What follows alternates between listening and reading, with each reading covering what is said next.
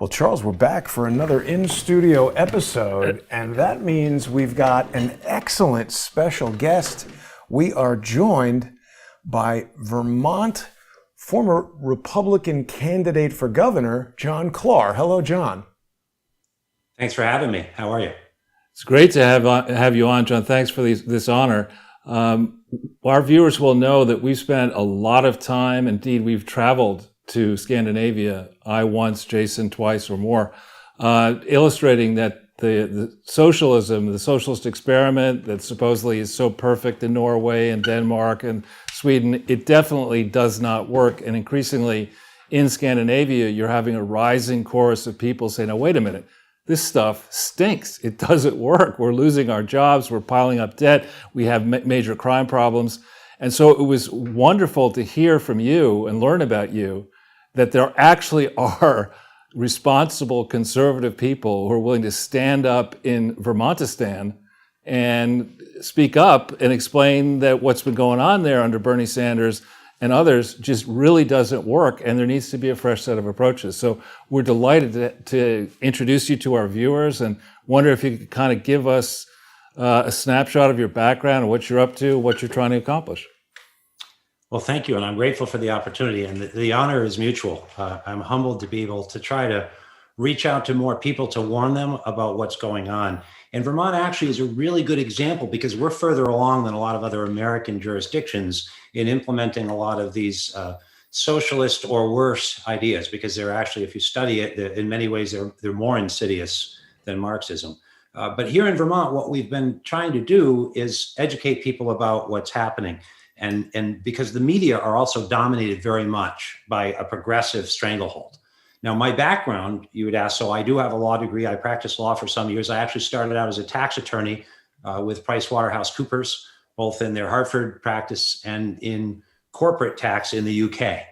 And so that too gives me a different perspective too, having lived in the UK, which has also changed a lot. But the point is I have a finance background, and something I've been trying to show Vermonters for several years now, and part of the campaign trail was that our real incomes, our median incomes, have been shrinking steadily and not even keeping pace with inflation in most years, even as our government is growing bigger and bigger. And now during COVID, it has sort of launched this on steroids socialism in the name of helping the poor. And in Vermont, the poorer people get, the more the government sucks a lot of money out of everybody to rescue the poor. And as we can see, it doesn't work. It's a vicious cycle. It's what I compare economically to a dragon eating its tail. And in Vermont, they're just about chomped up to the head.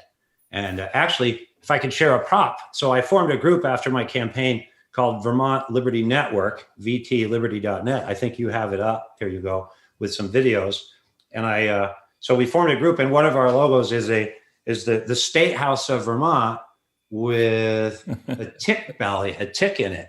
And we are trying to spray the tick belly to, remove the bloated tick. This is the symbol of what is being done in Vermont, is that this tumor-like blob that is our progressive legislature is literally not only reaching into our pockets, it's shutting down free speech, it's shutting down free press, it's shutting down assembly, all in the name of a new agenda. People should be horrified. And I do thank you for allowing me to tell you from behind enemy lines, Americans and world, what is happening here right now. Well, it's a real, it's a breath of fresh air, frankly, to hear this. I mean, I find Vermont to be a beautiful state. I'm a skier, so I enjoy going through there. But when you start talking to people, you just really have to be very careful, because so many of the people you're going to meet may well be these hard left and curiously intolerant people. I mean, it used to be in the 60s and 70s and 80s, the people who espoused these left-leaning ideas all wanted us to listen to them and give them a chance to talk. And these same people are just stifling debate. There's only one answer. If you dare to question anything, you're obviously a racist or an idiot or worse. And that this should be so prevalent across America, but in Vermont is horrifying. Well, and I think it's proof that something other than traditional liberalism is going on here. And if we study this ideology, you'll find that it actually is very hostile to those traditional liberal values. And I think more traditional Democrats or moderate Democrats are starting to wake up to that. And there was a fellow that tried to speak here. I say tried because he wasn't allowed. His name is Ryszard Legutko. He is a Polish professor, and he was prevented from speaking at Middlebury, vaulted Middlebury College. And he warns in his books about how this is cult-like. And the reason I'm sharing him right now is there's a common theme here in the intolerance. Not only are these supposedly liberals now so extremely left-wing that they no longer tolerate anybody else having an opinion, that's not traditional liberalism, but there's something that's been puzzling me, which we're hitting upon, which is how can they abandon economics? How can they just abandon math or any sense of inflation or 17% mortgage rates, on a mortgage, which some of us remember? How can they throw this out? Because it was always the economists who were the enemies of socialism and Marxism. And suddenly they're together. And Legutko shows that they've done the same thing that they have with other things. They've thrown reality to the wind in favor of a utopian vision that, by golly, they're going to ram down your throat for the good of you, what he calls a coerced freedom.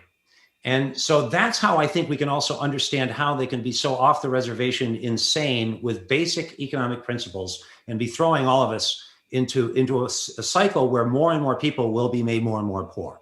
And then the boogeyman, I guess, will be rich people. But we know from the past that's not a solution. So yeah, Vermont has changed dramatically, and it's because of this far left dramatic shift in ideology. When you did that work, you were talking about growth in incomes or the trajectory of income. Were you looking at that on a per hour of work basis, or were you looking at that on an annual? So what I did, which is admittedly somewhat simplistic, but I think it gave us a big picture, and I have some articles out both on American Thinker, and I think I did an update recently with True North Reports where I have links to the sources, but I literally use the government's data. Right. Vermont has an annual workforce report. So I took national data from, I think, government resources, federal government resources, and just looked at Vermont's median income. And then I looked at it using that same database over a period of years. I also looked comparatively at national data for inflation. And then I used the same inflation data and I compared it to the charts that I reference in Vermont's workforce report. And Vermont's workforce report shows that even when the economy goes down, even when our median incomes go down 5 or 6%, they still get raises, they still expand their projects, they still delve into new areas, and their budget has grown like 27%, I believe, in the last 2 years.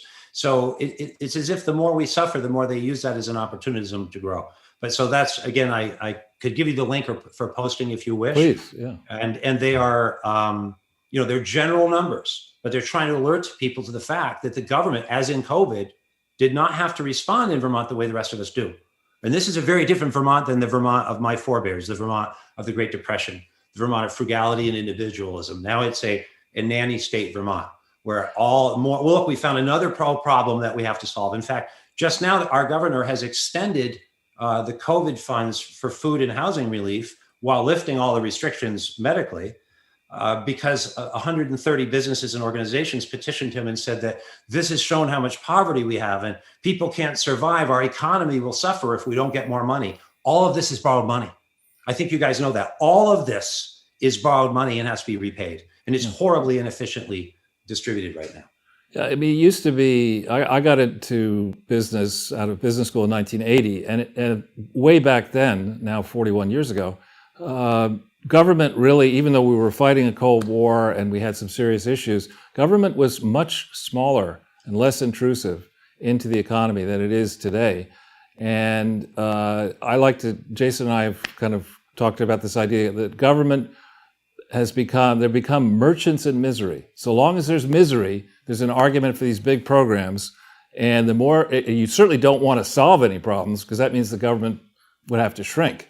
And so they just are always talking about there's this miserable problem and that miserable, we're all miserable, give us more money. And in the private sector, Jason has run many businesses, I've run many businesses, I'm sure you have as well. I mean, when you get involved with your own money in a business, you generally are cautious about it. You don't start, hiring people willy-nilly, spending money without evaluating whether the projects are working or not. And that's what they do in the public sector. The public sector, I'm sure there are many decent people in the public sector, but the structure of a union protecting the jobs in the public sector from we the people, on its face makes no sense. I mean, why does a government need a union to protect itself from the people who are paying for the government? I mean, The power that governments, unions have across this country is way too big. The deal that they've cut for themselves, not having to work, a lot of them here in Manhattan, which I think is worse than Vermont, we have a huge government, and the people don't work in government, and they hire consultants to do the work. They overpay people, put families on the payroll. The mayor of New York here gave his wife $800 million, which he won't account for. $800 million. Well, to say it's worse in Vermont is a pretty high insult. And I think, it's worse in dollar numbers, but as a function of income, Vermont might actually be worse. We don't have the median income of New Yorkers, especially New York City. But there's a particularly cogent example right now that people ought to look at anywhere as a model for failure in what you discuss, which is recently there was an effort just this legislative session to shore up Vermont's pension fund, which is horribly underfunded. And some on the left will say it's not. And they've now, and to get out of the blowback they had by that labor union, who part of my campaign was to fund that pension. Whether or not, either one way or another, it is just bad fiscal policy to go deeper in the red. COVID showed us that weakness. And instead of shoring it up, they created a commission to kick the can down the road another year because the blowback was so furious.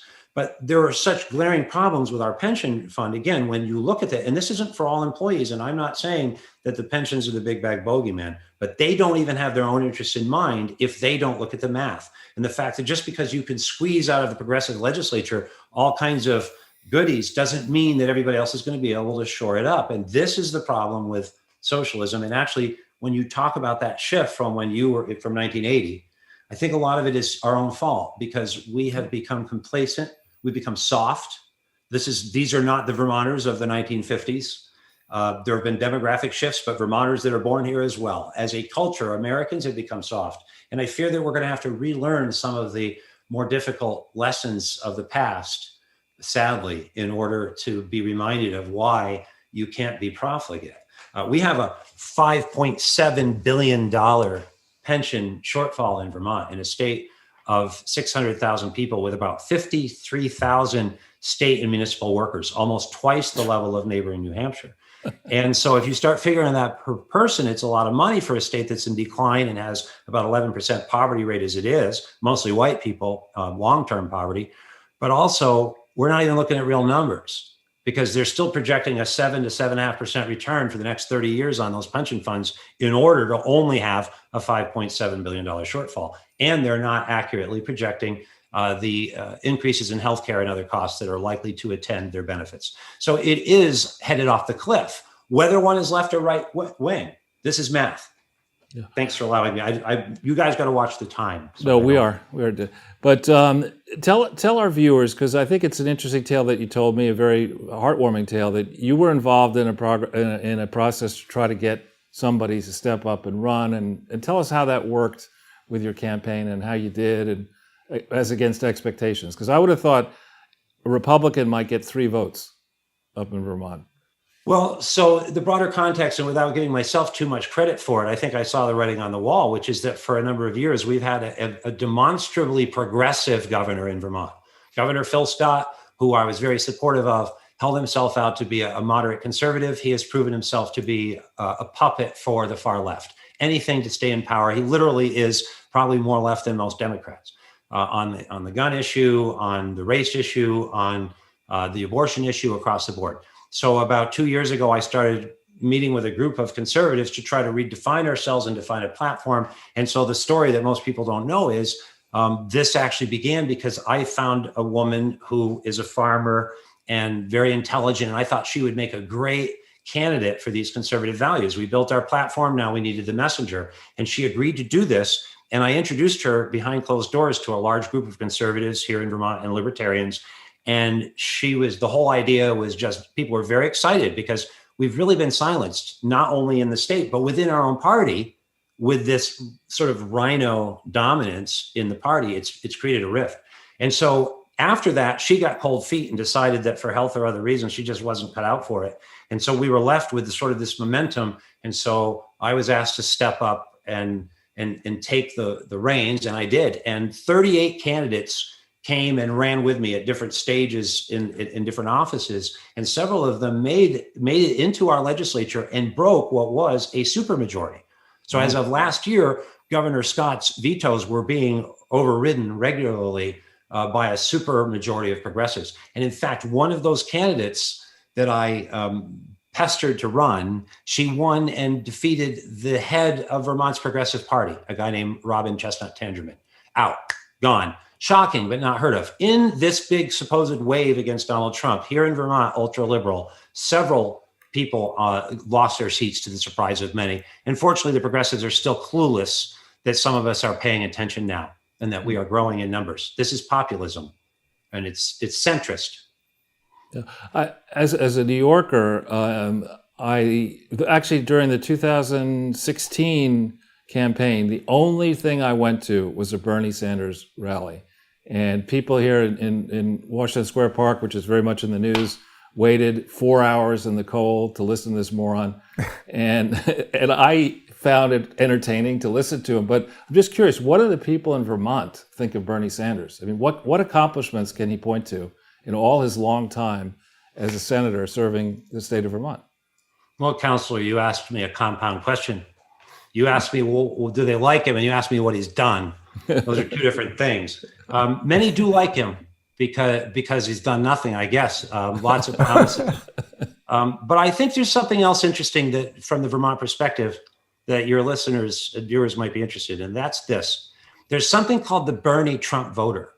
Now, as a writer, as a columnist in the election, I observed that both Bernie Sanders and Donald Trump, this is before 2016, were populists, one from the left, one from the right.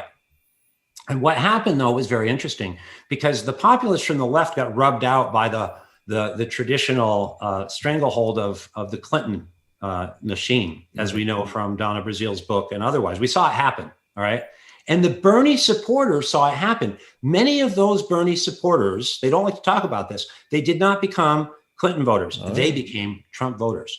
And I observed this to happen because I knew people that were Bernie supporters that suddenly became Trump supporters. And I'm trying to make that make sense in my head. You know, we have this spectrum idea. And when I started to research it a year or so later, I found there's something called an Obama Trump voter, because Obama was a left-wing populist. And he also, like Bernie, failed everyone and showed that he was a sellout. I mean, to me, that was the biggest failure of Bernie Sanders ever, that he just knuckled under to Hillary Clinton. And a lot of people saw that hypocrisy. So he might still be popular under his diluted base, but a lot of Vermonters actually swung away from that dishonesty that they saw in Bernie Sanders. So anyway, I thought that might interest you politically. Yeah. Well, you know, John, you've actually just described me.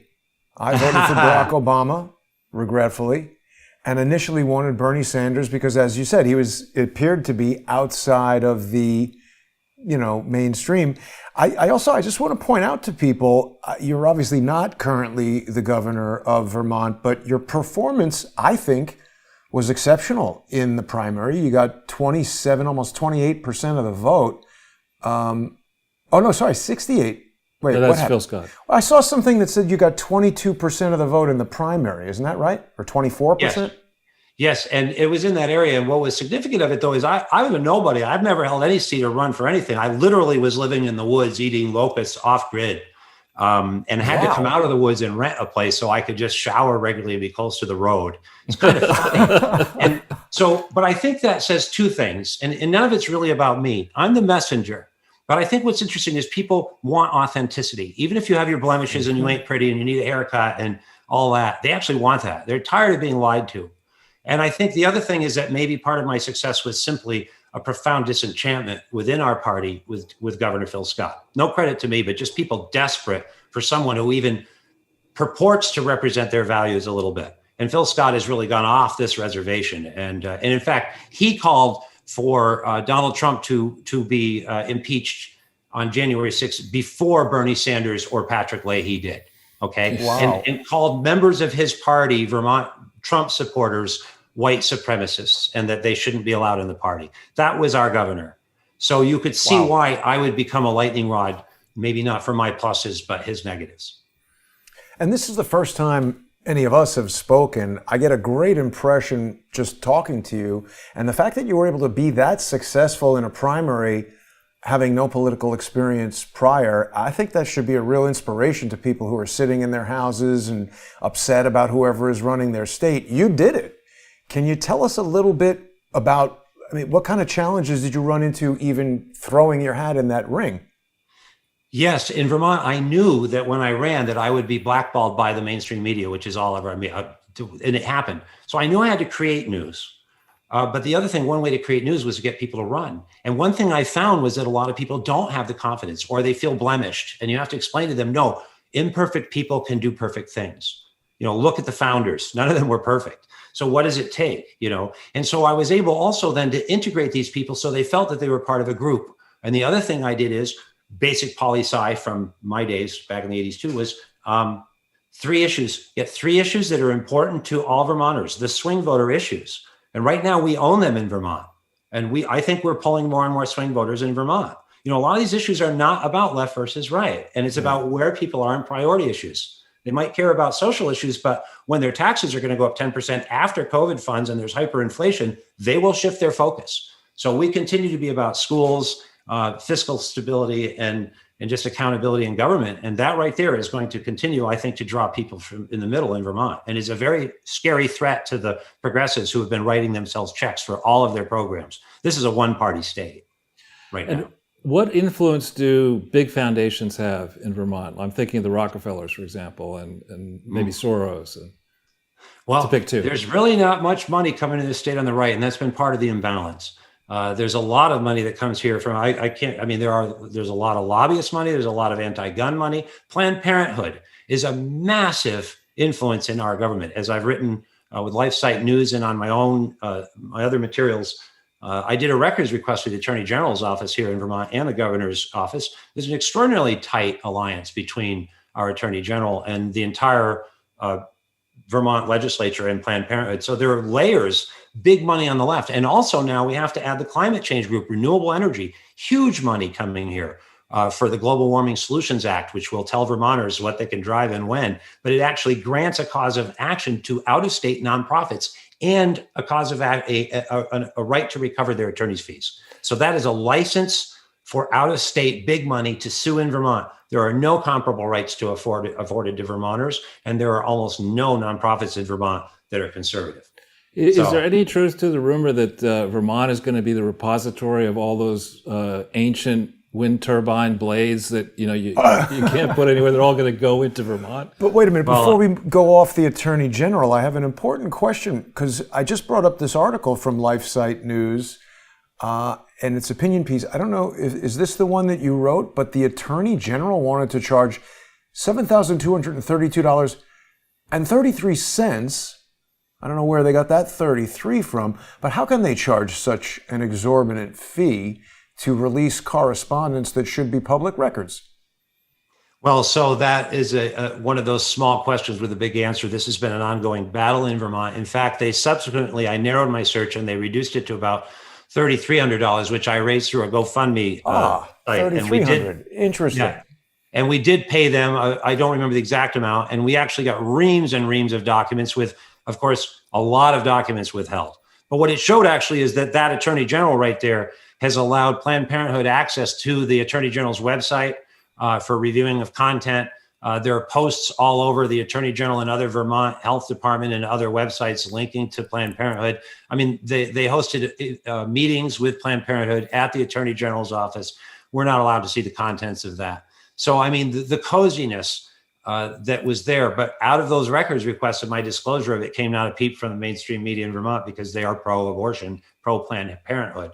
And so back to your question, I mean, that's what we've been up against. But how do you have a free election or free speech when you don't even have free media? So that's part of what True North Reports is, this group, TrueNorthReports.com, and Vermont Liberty Network, is to try to create a place where people come together and actually get some news that was quasi-objective or at least presented some balance for Vermonters. Great. It's an interesting question, because I'm just looking into this TJ Donovan. I think a lot of Crowdsource the Truth viewers are aware that there have been allegations that George Soros, through his Open Society Foundation or somehow, funded the the district attorney campaign for Chesa Boudin in San Francisco. And so now this person, who is literally the son of two Weather Underground terrorists, who was raised by Bernadine Dorn and Bill Ayers because his biological parents were in jail for doing terrorist crimes with the Weather Underground. He's now the district attorney of San Francisco, and I haven't run this down really at all, but just a quick search for, is it TJ Donovan? Yeah, yes. You got him. He seems to have had his campaign funded by George Soros. Oh, is that what you're finding right now? I'm looking into it more deeply, but when I found a Facebook page that made that allegation, so it says TJ Donovan has asked the courts to dismiss the mag ban case. It appears that TJ Donovan is corrupted by special interests. George Soros has funded TJ Donovan as well as Bloomberg's GunServe VT. GunSense. GunSense Vermont, sorry. yes. Yeah. GunSense Vermont is a very prominent and powerful anti-gun lobby group that cropped into existence a few years ago, and very much are part of Bloomberg and a very active anti-gun lobby here in Vermont. Yeah, we've been fighting them actively for years. Is Bernie Sanders pro-Second Amendment or anti? I think it depends on how it suits him. I think he started out years ago pro-second, and now he's openly anti. If you would research it, I'm dusting off my memory, but I believe he's a flip-flopper. That would make sense. Well, John, you're very kind to give us this time. We'd love to have you back on. We'd love to see more of what you're doing up there in Vermont, and I think we'd also like to have you speak with with our friends in Scandinavia, because it'd be interesting to. That'd be fun. I want to go there. Yeah. I'll go. Yeah, and also, frankly, we have Scandinavian American friends in Minnesota, which is another interesting American state that has a hard left governance, but then it has a lot of nuts and bolts, sensible economic people who don't like to speak out too much for fear of retribution. So is there anything you'd like to leave us with as we...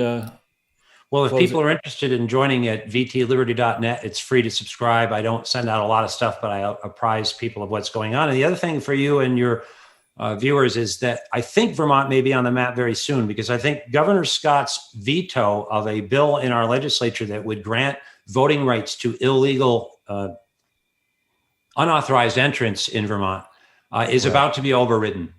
And there are a lot of constitutional questions about granting voting rights to people who are not naturalized or otherwise citizens of America.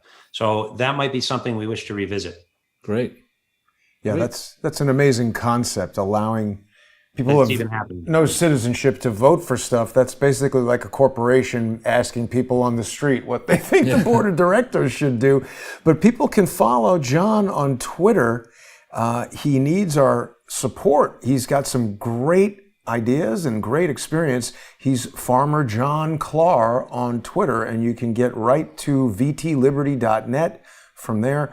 Let's see if we can break 100 followers and help John in future efforts to prevent Vermont from going totally commie. Exactly. Or get it back from the brink. That's right. Yeah, you see, I'm just learning Twitter, so thank you.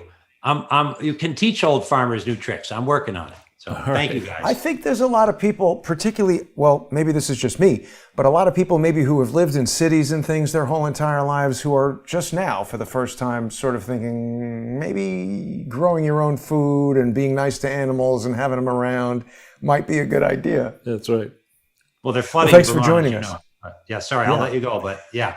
Wonderful to have you, John. We'll speak with you again soon. Thanks very much. Thank you, guys. Thanks, John. Well, Charles, that was a great guest right there. Absolutely. John Klar. I enjoyed speaking with him on the phone. He's a fellow columnist for American Thinker, very accomplished guy. I think we have a lot more we could talk to him about on future shows. And wish him well up there in safety at the beginning of summer in the communist province of Vermont, Vermontistan. Yeah, the People's Republic of Vermontistan. I heard that Vermont is going to start doing war games off the coast of Taiwan very soon, so we're going to be watching for that. Right. Now, Charles, we have another topic to discuss, the misdeeds of Mr. Many people, actually. Right. We have on this show together done, I think, more than 300 podcasts, many of them drilled into the Gates Foundation, and they're making what are called taxable expenditures. I want to explain that to the audience again. to our new viewers. When you get the privilege of operating a nonprofit corporation in the guise of a private foundation, which is what the Gates Foundation is, what you're able to do there is you can take your Microsoft stock. This is back in the old days. The rules have tightened up. In the old days when he started, and he and she started the thing, you can take your appreciated stock. Let's say you have stock that cost you $10,000 and today it's worth $100 billion. Because typically founder stock, you value it at nothing, and that's that he had. That's usually where I have to cash out. But in the case of these successful tycoons like Gates and others, somebody comes along, whispers into their ears, and says, listen, you got this monopolist problem that Microsoft is basically a monopoly, and you've pissed off a large number of people around the world, and then people say, well, how charitable a guy are you? And because you're not really at heart that charitable, there's no evidence that you've given any money away. You've got this great trick here. Why don't we set up the Bill and Melinda Gates Foundation? You take a portion of your stock, your Microsoft stock, you contribute it to this foundation that you still control. And yes, you're not going to be as rich after tax as you might be because you've given the stock away to the foundation. But here's the good news, Bill. You don't pay any income tax in the state of Washington because there is no income tax in the state of Washington. So you haven't had to worry about that. And you're going to get a big-ass check back from the federal government for the value of this appreciated stock. So you get money in your pocket, less than if you had sold it and paid capital gains tax, but nonetheless, you get the money. And think of the PR benefit that you get as a youngster in your 30s or 40s, putting billions of dollars away into a foundation, and everyone's going to say, oh, this is great. Bill, what a good Maybe go buy the software because he's such a nice guy. Or, let's cut him some slack on this. We don't want to, the EU really shouldn't sue you for antitrust so aggressively, or look at all the good work that Melinda's doing. And this is an old thing. I mean, this was done arguably by the Rockefellers in the beginning. John D. Rockefeller had a rather nasty reputation until ultimately the Rockefeller Foundation came together. So it's not the first time a monopolist has said, you know what, I think I'm going to find the equivalent of religion late in life and be a do-gooder philanthropist. Charles, even I think it was in The Godfather 2, where Robert De Niro plays the young Vito Corleone, it shows him how he's like, bringing the old ladies milk and stuff like that, and they think he's the nicest guy, so that when something happens, nobody can believe that Mr. Corleone would be involved with something bad. Well, actually, believe it or not, there is an IRS memo on this subject explaining that a portion of the mafia tried to create and did file an application to create a charity. Wow. And the government said, actually, you can't do this. I mean, you're a criminal operation. They said, listen, Bill Clinton. Exactly. But when we started on this, I can remember, because I had criticized GE earlier. It wasn't the first time I'd taken on a very big brand name operation. And I had also criticized Warren Buffett for investing in GE in October of 2008 in a transaction that I to this day think is securities fraud. But so I wasn't afraid to criticize Buffett, and I wasn't shy looking through the Gates Foundation filings when I saw the level to which the Gates Foundation had contributed to these fake Clinton foundations, starting in 2001 to an affiliate of the Clinton Foundation, but then more aggressively beginning in 2005. When I saw the Gates Foundation, when we did multiple presentations and videos on this, when I saw that in the Gates Foundation, private foundation lists of grants, the numbers that were said to be going towards Clinton charities did not foot in any year with the amounts declared by the various Clinton charities. I said to myself, he's not that rich. I mean, Gates is rich, but at a certain point, people will look and say, wait a minute, I gave you $400 million. How come the revenue of $400 million doesn't show up in your books? And then you start thinking, oh, wait a minute, maybe there's another scam going on here. That in a book I was reading recently, they were talking about how in terms of Bill Clinton, you had somebody who, like him or not, and I loathe him, he's a gifted gabster. I mean, he could go into a room. He can go into a room. I don't know if he's still as good as he once was, but he can go into a room, light up the room, and entertain everybody, and people will think that they're being lifted to a higher plane of human existence. Well, except me. I just start yelling at him right away. Right, okay, well, that's just, and he yells back. there you go. Once the camera gets knocked out of my hand. Right, exactly. All right, well. I don't mean to interrupt, Charles, and I suspect you're likely to hate this question, so I'll predicate it by saying this is pure speculation, no evidence whatsoever, but this photograph, for the first time, I've noticed what appears to be an almost familial resemblance between these two scumbags. Well, let's be careful on that. So in Gates, there are many credible allegations of aggressive, bordering on criminal, monopolistic practices in business, going back to the formation of Microsoft. And these span many industries, not just software. They span many countries and many time periods. Warren Buffett, on the other hand, he may be one of the most gifted actors on the planet.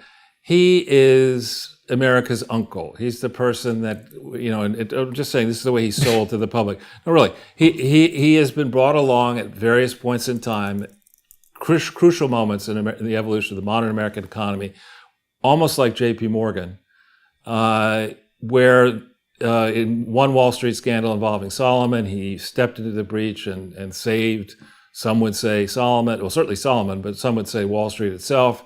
2008, he performed a similar role with GE and Goldman Sachs. There are he's been around for a long time as sort of a natural, good guy, pro-American figure, who's comes across as not all that sophisticated. In fact, for a long time, he did not trust making investments in anything to do with technology. He was very much against Apple and Google and all these kind of things. So they're different sorts of people. And that being said, I was sharply critical on Bloomberg and NBC and other outlets in 2008 of Warren Buffett for his decisions to invest in GE the way he did.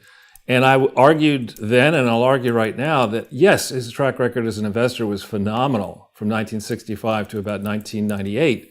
But from 1998 to the present, it's not very good. He used to say, put all your eggs, put a few eggs in one basket and watch that basket very carefully, which I think is a smart way to invest. I mean, he's obviously, both of these guys are more successful than I am financially, but the second you start deciding that as one human being, as experienced as you may think you are, that you can look at 150 different things constantly and be on top of it, you've lost your mind. I mean, you're up against each one of these big companies in which Warren Buffett has invested has husky competition around the world. Some people play by the rules, some don't play by the rules. And you should be thinking, as somebody like Buffett, who's not actually himself managing the portfolio companies, you should be thinking that you can bring some value, some extra value by some wisdom you've accumulated in decades of investing or whatever to your investments. And that used to be what he'd say. He would say, look, I want to buy into this business because I think I have the benefit of this perspective and that experience, whatever. Now, for the last 10 plus years, he's been saying, I don't even think about that. I mean, I rely on management to do my work. Well, I mean, you don't need Warren Buffett to buy shares of Coca-Cola. I mean, he has a lot of shares of Coca-Cola, but that's a terrible company. Depends. It pays a good dividend, reliably growing. But the product is just pure junk. It depends, Jason. I'm just saying everyone has different things they like. With Coca-Cola, what the pro argument is that it's actually, it owns a lot of water. And human beings need water to survive. And if you're thinking about, if you're investing money for your grandchildren, you can make the argument that maybe Coca-Cola is something you should buy. But you don't need to buy Buffett's shares that he bought of Coca-Cola in 1990 or whenever you bought it. You could buy shares for yourself. And if Buffett is not going to improve the operation of Coca-Cola, why are you wasting your energy? Why not go direct? And it's cheaper, frankly, if you're an individual, to go ahead and buy shares in a Coca-Cola than it is to let Warren Buffett pay extra, to pay an acquisition premium to buy some of the businesses that he's bought. But so these are two different characters. They developed an unusual friendship. They both like to play the card game of bridge, which I actually like to play as well.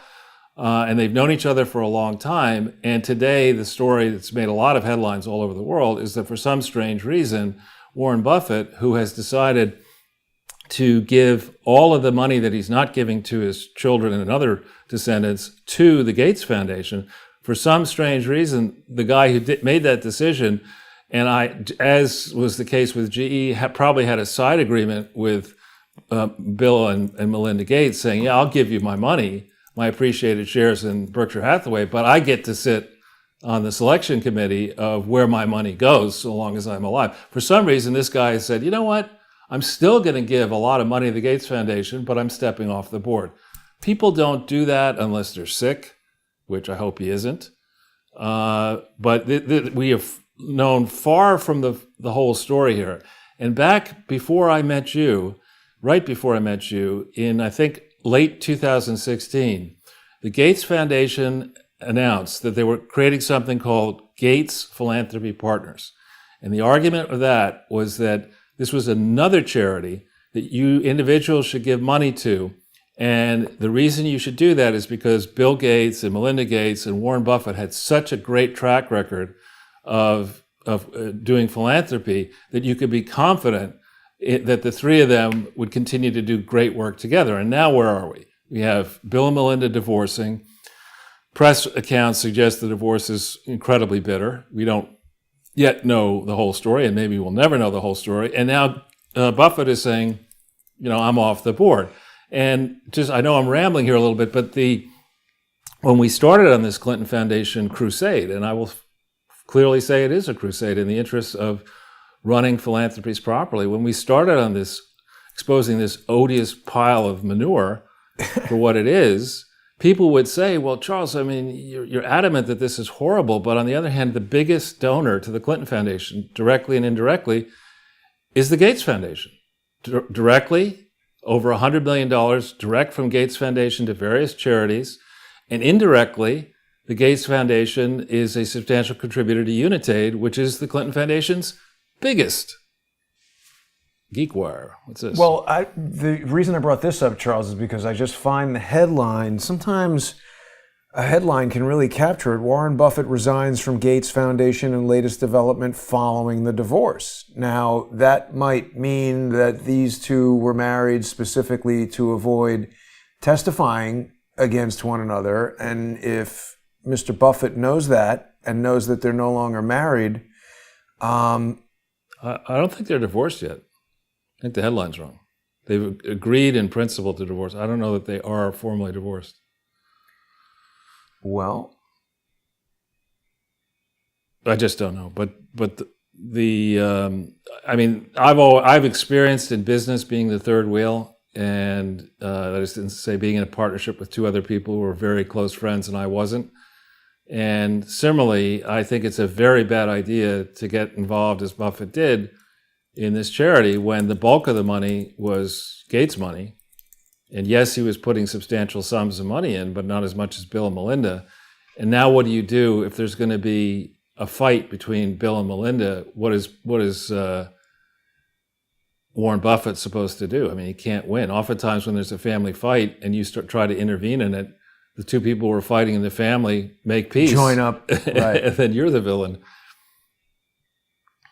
So they had a separation contract.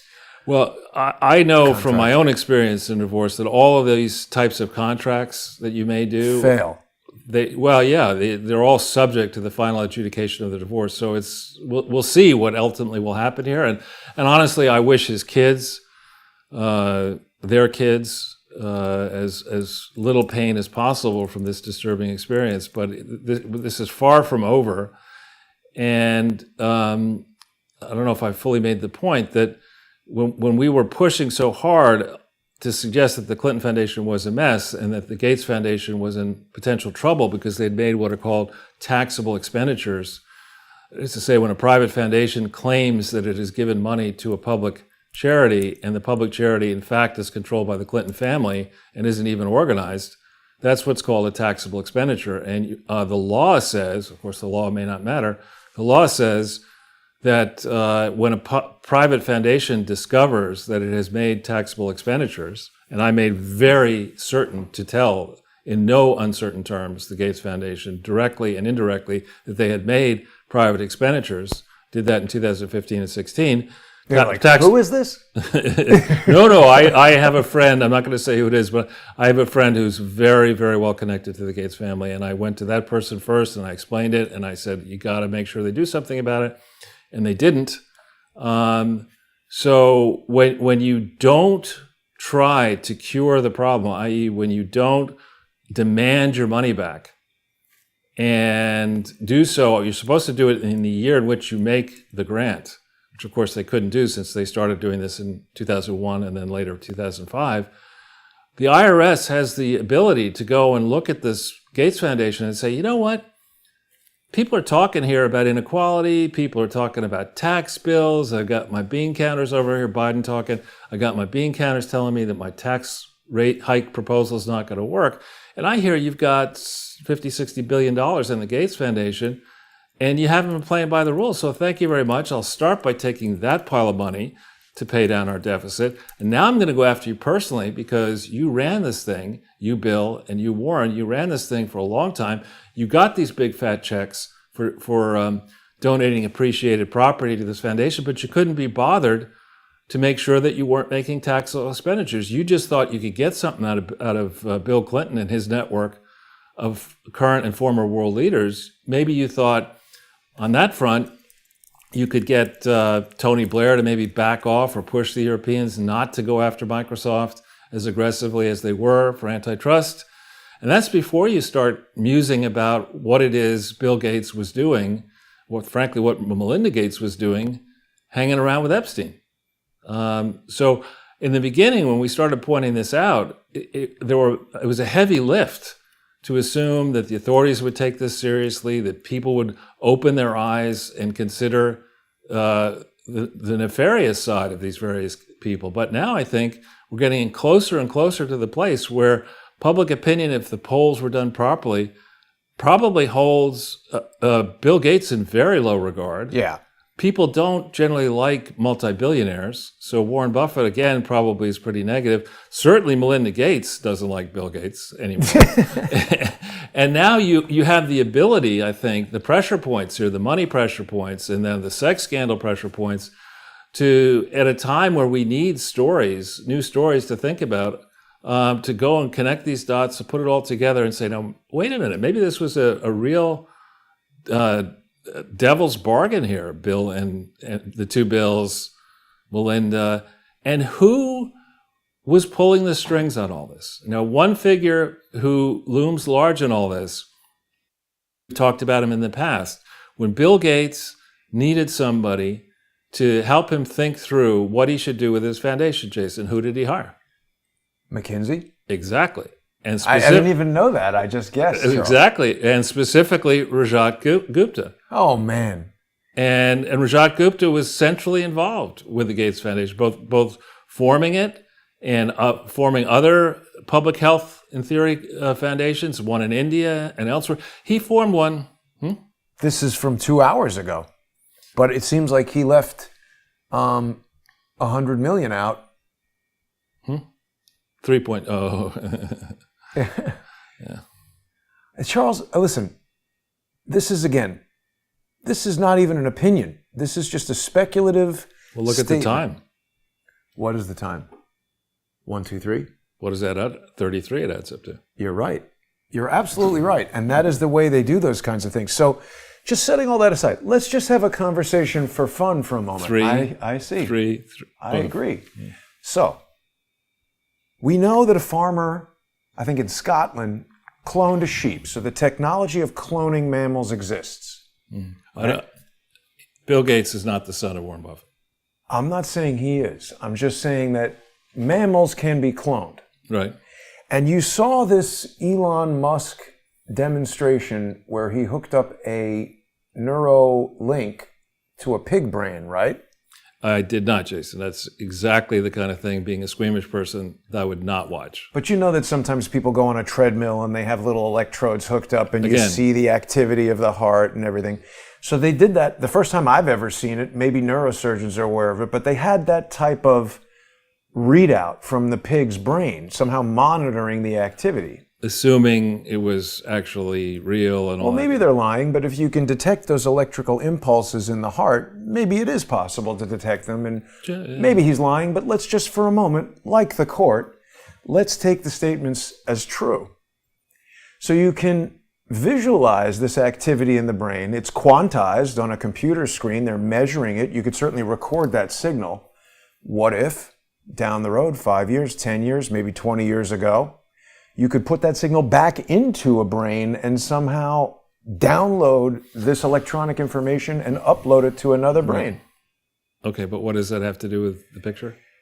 I'm just saying, Bill Gates is one of the highest tech guys around. He has all the money in the world for years and years and years. If technologies like this exist, he would be one of the people who might have access to it.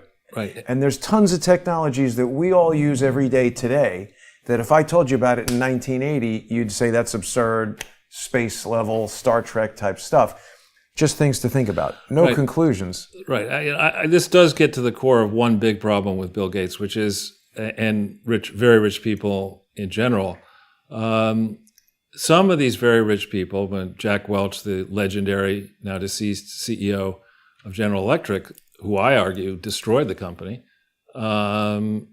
is somebody who, as he became lionized, he was voted CEO not of the year, but of the century by Fortune magazine. And then he leaves, and literally 4 days later, the company blows up because of September 11th. He loosened it for you. But he was Mr. Know-It-All on everything. And similarly, Bill Gates, the other day, he just released his summer reading list.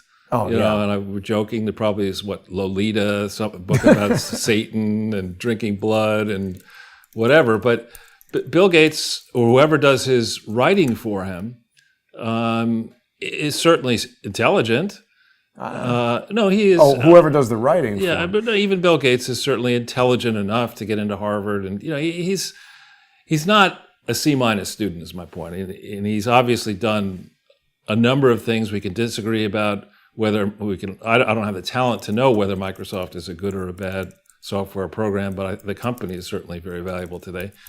And but when you start as a society saying, because Bill Gates built a crappy software company and made a shitload of money for himself and has been fooling the world for his foundation for a long time, let's put him in charge of the global health operation with no medical degree, no practical experience. Let's let him, come up with ideas like dimming the sun to arrest climate change problems on Earth, or let's let him go around the world taking this piece of plastic that he claims can turn shit into water just because he's willing to drink it. That makes sense. And then his wife and he get together and they're all in for the COVID lockdown. After the thing doesn't work that well, she's interviewed and somebody says to her, well, did you ever bother to think about the economic consequences of the lockdown? And Melinda Gates said, no, we didn't think about that. Well, why would we think about that? That's like being on the plane and asking the pilot, are you sure we have enough gas to make it to California? And they're like, gas? Or, do you know how to make this thing stop? No, yeah. I take it up. Do you know how to land it? Yeah, did you check the landing gear before we took off? Landing gear? What's that? All right, Charles, so you say he's not a C student. I believe I've located Bill Gates' 8th grade report card. Is it real? Well, that's a good question. I don't think it's real. It doesn't look like it. No grades. No grades, and also they would not have had this type of computer printout when Bill Gates went to high school. We'll keep looking for that, but I wouldn't be surprised. I mean, listen, even if he does well or does badly on his report card, we really don't know. Well, the other thing, Jason, I would say is that you have experience of this the way you were raised, and I have experience with this the way I was raised, that it's one thing to be a blowhard, somebody who, like me, has an opinion on many different things, but I try to base my opinions on fact, and spot trends and test operating ideas. Do they work? Do they not work? And I try to draw an experience. In the medical field, we're accustomed, I don't know your first experience as a patient, but I nearly died when I was 4 or 5 years old. And so... Wow. From pneumonia? Yeah. And then Do you remember that? Oh, absolutely, yeah.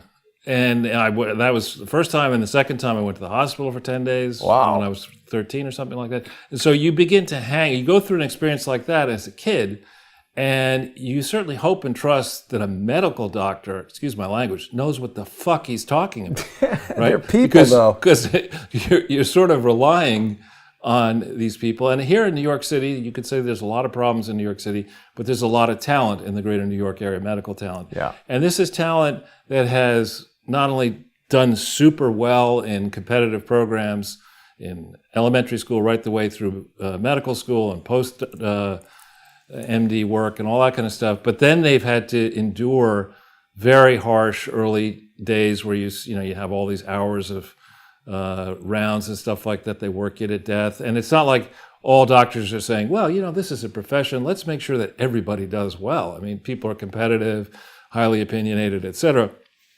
And we should hope that some of these doctors actually know shit, that, they're not just sitting there and saying, well, oh yeah. Where's that physician's desk reference? Yeah, what do we tell the patient today? Oh yeah, why don't we tell them that's a tough nut? I'll get back. Can I circle back to you on that? Oh, Yeah, you'll be Jen dead tomorrow? Psaki is getting really pissed at the podium. And people are like asking about Joe Biden getting, what is it, excommunicated? Or they're You can't take communion now. And she's like, next question. Yeah, exactly. Her Royal Highness, Her Royal Lowness. So it's one thing to have medical doctors have enough experience, and not all medical doctors are great research doctors. I mean, some are more practitioners than me. But to have some guy who never even finished more than 1 year of college, yes, he's a multi-billionaire, one of the richest people on the planet, but to believe that he is going to prescribe a solution to COVID and have an opinion about whether this COVID-19 mRNA treatment, that he's qualified to express an opinion. And it's so dangerous to let a guy like this give him the megaphone that he has, because people are more inclined than not to do their own work. And when they hear that Bill Gates has an opinion on X, Y, and Z, they give it undue weight. And there's never a reckoning, or maybe there now is about to be a reckoning, but generally speaking, this guy has not had a reckoning, other than those glasses look pretty What a douche. I mean, look at this. Do you get those from are those fake eyeglasses? You're trying to tell me this woman is not a clone of him? This is the two douchiest people ever to step foot. We should go over to Fifth Avenue. The Harry Potter Museum is now open. I'm sorry. I think... She doesn't float your boat? I think that she is some sort of science project that has now... I don't know. What's that, Mystery Science Theater? What was it? The chin, the nose, the eyes, they just look too similar. Well, that does happen. As people who are married... Bone structure changes? No, but they grow. They've seen it cheekbones. before. They grow to resemble one another. That is the way they dress. I know. I'm talking about the shape of the cranium. Okay. I'd rather talk about something else. I hear you. This is too speculative for you, but... It's not that. I do think, though, Jason, that where we are now, it may have been preposterous in 2016 to say that the mainstream media, academia, the governments around the world would turn on the Gateses and turn on the Clintons. I don't think that's so preposterous anymore. I think Bill Gates he spent too much time with Epstein. There's too much more news coming out about, like Bill Clinton's idiot spokesperson, Angel Urena, when he said that Bill had only been with Epstein, I think, on 4 trips, and then neglected to point out that some of those trips were week-long or very long trips. And when you make the declarative statement, it's only this, and it turns out to be 4 times that, then you've lost your credibility. And it's not as if Bill Clinton had a lot of credibility left beginning in January of 2001 when he pardoned Mark Rich and tried to lie about it. Right. How did he try to lie about it? I didn't know he was lying about it. His original thing was, it passed through the normal pardon. He actually wrote an incendiary op-ed piece back to, I forget whether it was the Wall Street Journal or the New York Times, basically saying that, we did this with the normal channels, and this is not unusual, and blah, blah, blah, blah. And it was absolutely not through normal channels. Ooh. Look at this here from Brookings. institution, which was run by Strobe Talbot for many years, Bill Clinton's roommate at Oxford. And according to Larry Nichols, more than a roommate, rest in peace, Larry Nichols told me before he died that Bill Clinton had personally told him that he had experimented with homosexuality with Strobe Talbot. So-called dying declaration. Dying declaration, yeah. Oh, wait, look. Take Rep. Barney Frank, a Massachusetts Democrat. What is this? He was one of Clinton's most forceful and articulate defenders. Well, again, it's tough for people maybe to remember what was going on back then. Mark Rich was not somebody, he's not a sympathetic person. I mean, he was like a key to Iran-Contra. Well, he was trading with Iran.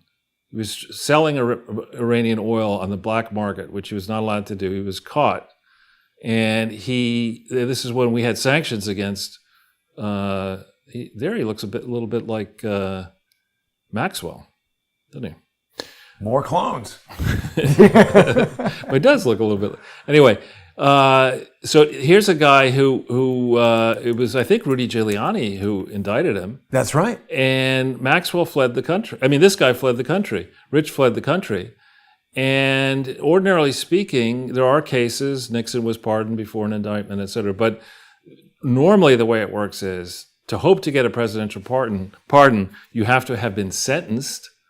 You ideally have served some time for your crimes. You have to demonstrate that you've atoned for your sins. You're generally contrite, that you're going to be a good citizen. Or maybe the law has changed, or something's happened where let's let this guy out. But in the case of Mark Rich, it's like, see ya, I'm going to Switzerland. I'm going to live the high life of the playboy. I'm going to have my ex-wife pay off Bill Clinton, and who knows whether it's just using money.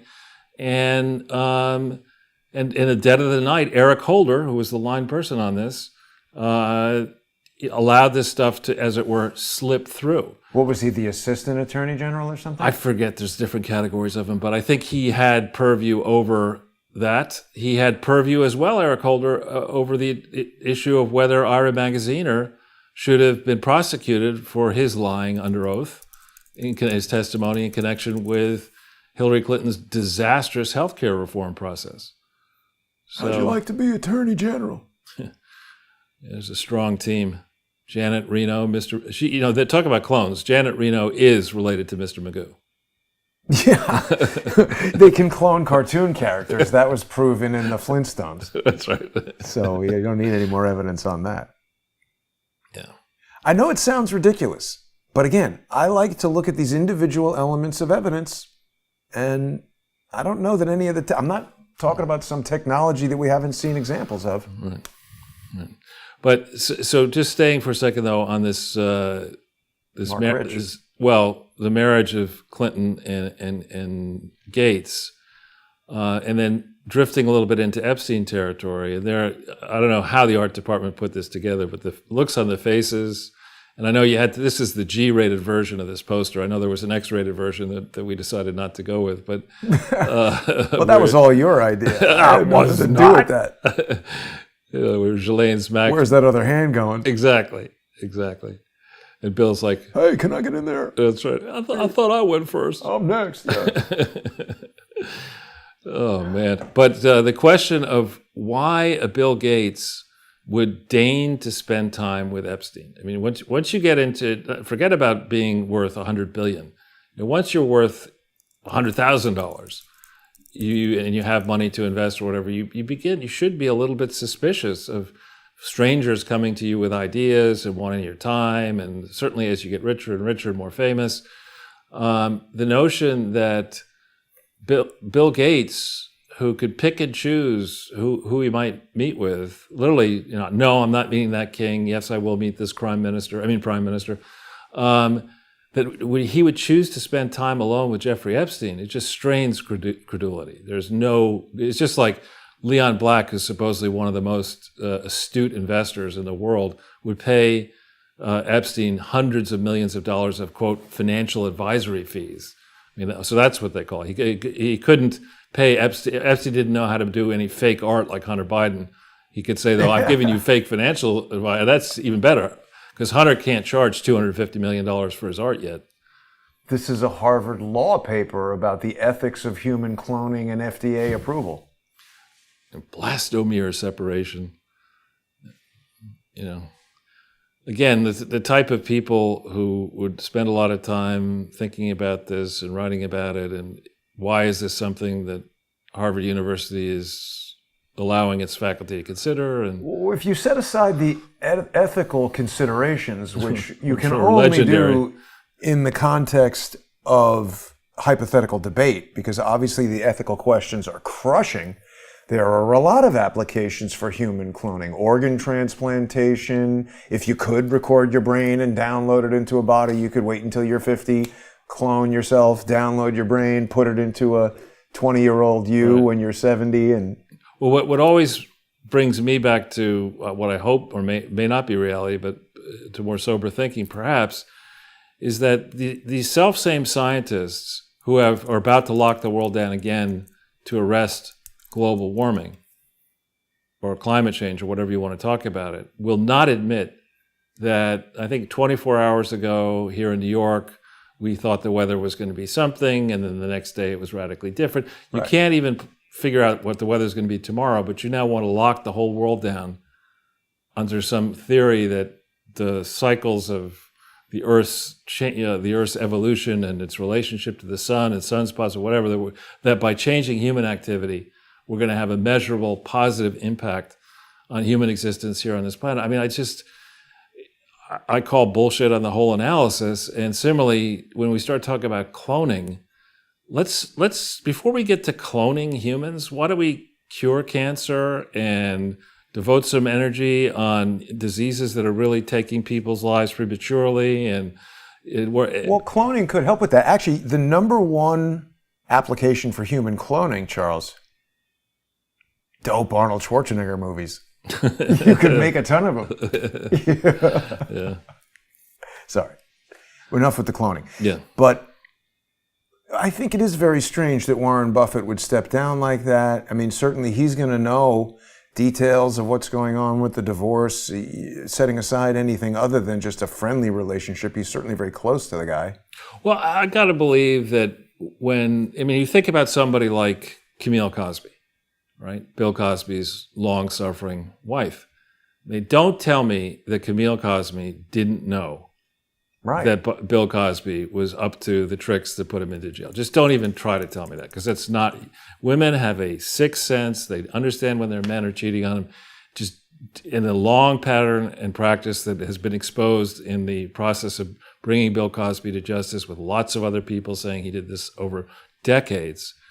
Wow. Similarly, they've been married a long time. Exactly. It's similarly, don't tell me that Melinda Gates didn't have her hackles up in the beginning of her marriage. I mean, because remember, they got married when Bill was in his late 30s. And Bill had been a billionaire for quite a while. And Bill was, according to modern accounts, inviting adult naked dancers to come swim in the Gates family compound. I don't know if his wife was in town or out of town. I mean, it's kind of crazy behavior that Melinda might have known about. And at a certain point, something caused her to snap. We don't yet know what it was. And that's when perhaps her lawyers started looking into the Bill and Melinda Gates Foundation and said, wait a minute, do you have any exposure here? If something is off here, what's going to happen? You've been a trustee since the inception of this thing. It's your baby. And when these gigantic bills come from the IRS, how are we going to insulate you, Melinda, from all of this stuff? And you start getting lawyers thinking along those lines. And then, Buffett's not stupid. I mean, he's lost a step or two at age 90, but he's definitely not stupid. And he's seen a lot of tricks. He's played a lot of tricks. He's got a lot of good lawyers around him. He should have thought long and hard when he went on the board of the Gates Foundation. He had. Whoa. What? Someone in our comments just told me something I'm going to drop on you in a second, but I just wanted to say this before we totally forget about it, because this is going to overtake. This is at the appeal, and one of these two people look kind of delighted that Bill Cosby is in jail. So I agree with your assessment that wives know what's going on, and they listen to themselves more than they listen to lawyers. He is dead? Well, look what time it came. 1 minute early. Right. This is 1 minute early day. Right. There was just a story about this morning that there's an extradition to Spain. I don't believe this story. No, that he'd be extradited from Spain. Wow, he's dead already. Wow. Yeah, I don't believe that. I mean, do narcissists commit suicide? I don't know. I think it's much more likely that super crazy billionaires like this plan to fake their death and leave the prison in Spain. Yeah. I mean, come on, you're telling me there's prison guards in Spain. How many millions is John McAfee worth? Billions. Billions. And just be like, hey, Spanish prison guard, just spitballing, but how about some dough? And we'll get somebody who looks like me, and you shoot him in the face. Nobody will know. Yeah. My mind, people, Jason's mind always goes toward conspiracies. Well, I'm sure John McAfee committed suicide in jail, and there's nothing to be investigated. Yeah, no, I bet you the cameras were all broken that day. Well, today's the 23rd, right? Yeah. What day was Epstein found in his cell? Let's take a look. Dead Ep. Honorable Plebe says it's laughable at this point, and I agree. So Brian McNamara says, keep an eye on Julian Assange. He doesn't have the money to fake his own death. That's an expensive endeavor, I would think. But let's see, Jeffrey Epstein, I guess just...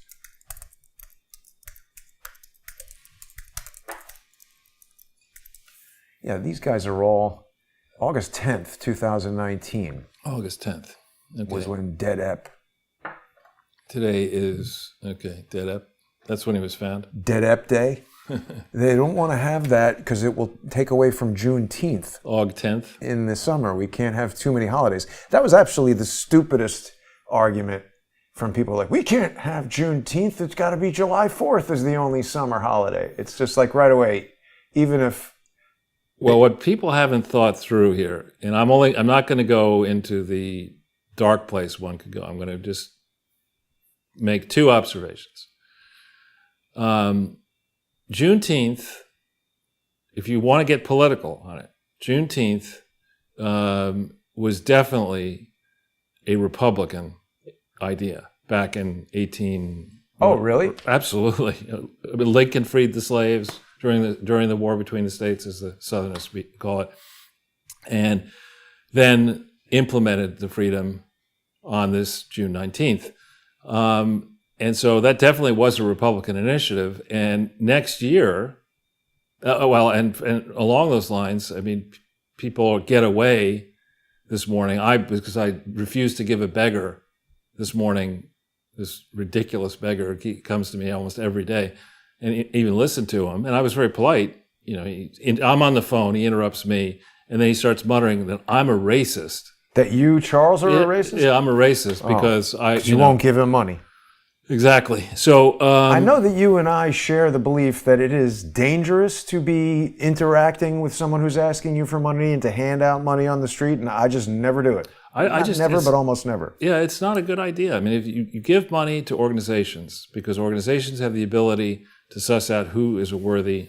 And they're not giving them drugs. You give or money weapons. to family and friends, but you don't give money. You should not necessarily give money to people on the street. Particularly when you notice this person day in and day out with the same story. It's my birthday today. It's my birthday today. No, it's not. It was your birthday. No. So on the one hand, it's definitely, if you're going to get into the origins of the holiday and give it any fair treatment of who is behind it, you then have to ask yourself, why is it that African Americans in particular reflexively are inclined to go towards the Democratic Party? If you look into history, you'll find that it was the Republican Party that fought so decisively to give opportunity and freedom for African Americans over the objections of Southern Democrats. Robert KKK Byrd is one example, and Bill Clinton and Senator Fulbright and all these other people. I mean, the Arkansas state flag used to include the Confederate emblem until very recently. Well, and Lee Stranahan pointed out last week that there was some Democrat Party flag with a chicken on it that said like white supremacy for Alabama or Mississippi or wherever. Right. So on the one hand, until the 70s. Well, the June 19th, I welcome this holiday and let's understand its origins. But I would note that it's going to come next year, apparently, on Father's Day. Oh, Right. And I would also note that the despicable video that was shown in the last 24 hours, that on Juneteenth in, I think, Oakland, California, there was an ambulance trying to make way. oh, And twerking. these people were twerking on the ambulance to stop it from attending to people in an afflicted neighborhood who trying to save lives. So there's a certain amount of mayhem with this holiday. And Someone got shot in Flint, Michigan. right. And the thing is, it was a cop directing traffic, and apparently this 19-year-old woman just opened fire. And so the cops killed her. Now, luckily, I haven't heard too many calls. I mean, you just cannot start shooting at the cops and expect to not get shot. What the hell is wrong with somebody that would do that? Where do we start? How much time do we have? I saw another video, Charles, it's on Twitter, and it was getting a lot of views. And it was a black woman holding some kind of scooter, and Asian shop owners struggling with her. Hey, give that back. You're stealing this, blah, blah. And she's yelling at them. She's got a McDonald's bag and 2 huge sodas. Overweight woman. People get upset when I say this. She's dropping the McDonald's, cursing and yelling at these Asian shopkeepers. And she's got a kid with her. Maybe he's 5. I don't know, little kid. And he's like looking shocked. And I'm thinking to myself, what is this kid learning from this? And what happens when he's 15 and he leaves with his mother and she says, those people, blah, blah. And now he's getting an education that you should fight with people and challenge people even when you're in the wrong. Does that increase the likelihood that this kid will get shot? Is he going to act like that with the police? There's all this conversation about how the police need to change, which frankly I agree with, but it is almost in no situation is it ever a one-way street. Well, and to go back to Melinda Gates and Bill Gates, I mean, Melinda and Bill Gates, their money, their support, there was a conference in Rwanda we started to talk about, their financial support, their media prominence, thinking that Bill Gates could be in charge of the world's health problems, all this kind of stuff. This was a great idea. Making them or solving them? Both of them, I guess. It's like But talking about the issues you raised there of a 5-year-old kid. I was walking here now to this program, to your HQ here, and I saw all these little kids with masks on, and I thought about, this is a very important, call it now almost a year and a half, going on a year and a half period. And if you're a 5-year-old kid, basically most of the life or remember, you've been wearing a mask. What kind of psychological impact does that have? Then the study recently that some, I think, real scientists did, not Dr. Fauci or that idiot Peter Daszak. He is science. You can't challenge the great Dr. Fauci. That's right. Follow the science. I am science, damn it. Yeah, exactly. But some actual medical doctors and scientists got together and studied these masks, a random selection of masks of what's on them. And, it's not like when you put on a mask on your face, nothing happens. Right. I mean, the junk collects in the mask, and depending on how you store it and how long should you wear one mask? Should you reuse a mask? Yes or no? Chances are many of them are in fact reused. And that's very dangerous. And then meanwhile, you've got kids. It's not like, I was perhaps one of those rare kids I liked to read I learned how to read at a very young age. So I loved the idea of school, new books, new friends. That was very unusual. Right. And most kids are not like that. Now you've got an excuse with this COVID thing and the lockdown. The kids are going to be fearful of going back to school. Oh, yeah. And fearful of interacting Well, and not just with the masks, Charles. They're getting forced. Michael Caine has told us about kids getting the nasal swab from people wearing, hazmat suits, and they're crying and they're wetting themselves. I mean, that is terrible. And then you get done with that, you get through the reentry procedure at the school, and then if you're white, you get to learn about how your parents are racist and you're probably a racist and you've got to atone for your sins, and you're like, listen, all I want is some freaking orange cheese, not the Swiss cheese crap. If you give me a normal cheese sandwich, can I go throw a stickball around? I mean, I don't know if people are aware of your particular, proclivities with regard to grilled cheese sandwiches? Well, I'll be quick on it. I mean, we used to actually. I moved at age 3 and change to Greenwich Village when I was 3. And that's one of the reasons I like sitting in the park there. I sit near the first place I played as a kid, and it's sort of fun to sit there and watch the other families and reminisce. And, you go through this, and my mother and father took very good care of us, and my mother liked to cook when we were young, and so we would get high quality grilled cheese sandwiches. I mean, who doesn't, as a kid, love a grilled cheese sandwich? Yeah. So to me, a grilled cheese sandwich was actually white bread. In the old days, it was Wonder Bread and olive oil. You toast it up a little bit, then you put cheese and olive oil on the top, and it tastes great, And so I wonder if Wonder Bread in those days had actual natural ingredients in it. When did they start with hydrogenated oil and all this? Later, I'm sure. Yeah, but it was, that's, somebody says you're going to get a grilled cheese sandwich. I'm a 3-year-old kid. I know what a grilled cheese sandwich is. It's orange. It's freaking orange. And there's cheese. There's no holes in it. Right? So this other mother, we're all sitting in the park. You can come back to my house and we'll have some grilled cheese sandwiches. Hey. And so I'm like, okay, I'm down with that. So we're there, and I don't see any orange cheese. I don't smell olive oil, and I certainly don't see any Wonder Bread. What is this? And and this thing comes out of my plate. There's holes in it, white. I'm like, I'm not eating that. Could you get the maitre d', please? I ordered grilled cheese. and I was, my kids are like this. I don't know if you were like this as a kid, but they would, when I did something that wasn't what they expected or what they wanted, they'd start going, but. Oh. The buts. Yeah. So I had no lunch that day. I'm not eating that crap. Well, the same person who thought that the truth would upset me used to do the but sometimes. When I would start being like, wait a minute, that truth upsets me. That's right. I don't want to tell you the truth. Yeah. Now, Charles, while we're in studio, well, first of all, do we have more that we want to discuss about Bill Gates and Warren Buffett, or should we take some time looking at some records that we can't easily access while walking around? On which? Anything. I don't know. Anything. The internet is your oyster, Charles.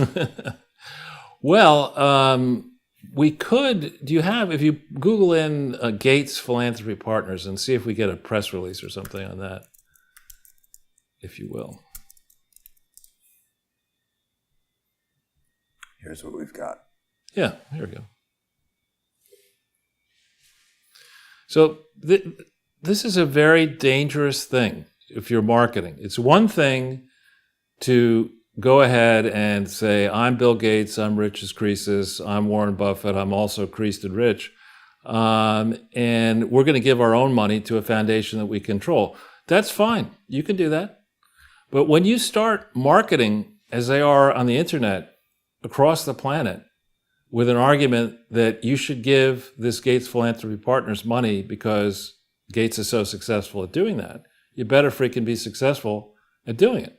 So to pick on something, if we go, let's see if this will work. If we go into Gates Foundation financials for 2006, let's see if this will... Just Google that, you mean? Or is it on here somewhere? Gates Foundation? Yeah, financials. Financial report or whatever, yeah. 2006? No, you get to a landing page.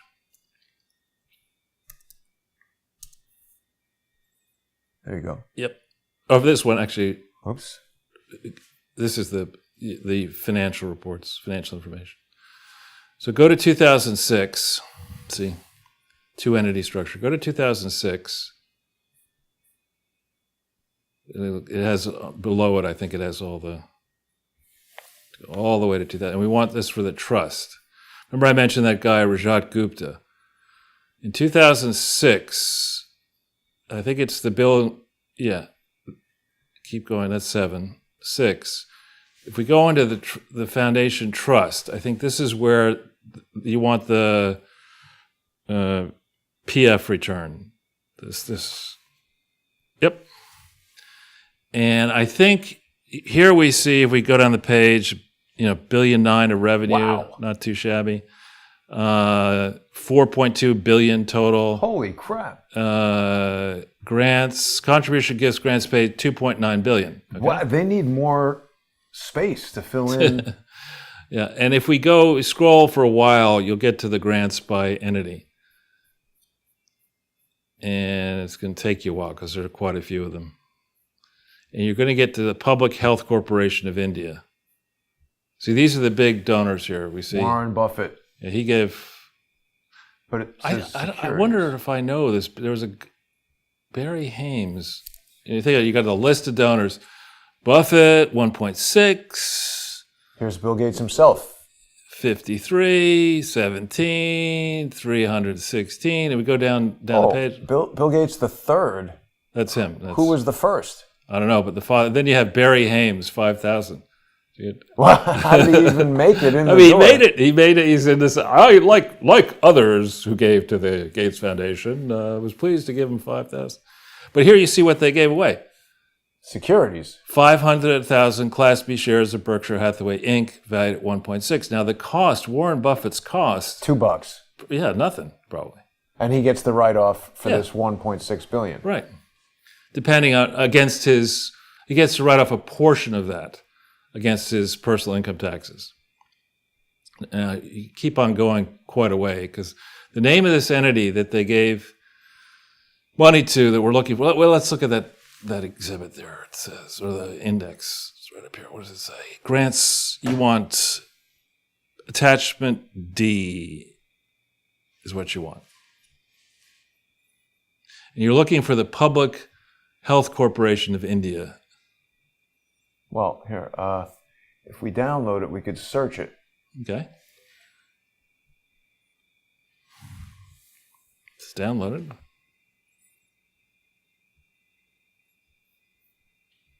Oh, and I can take these out of my ears. They're killing me. Yeah. I was wondering why that. So you just, search Public Health Corporation of India. I think is the name of it.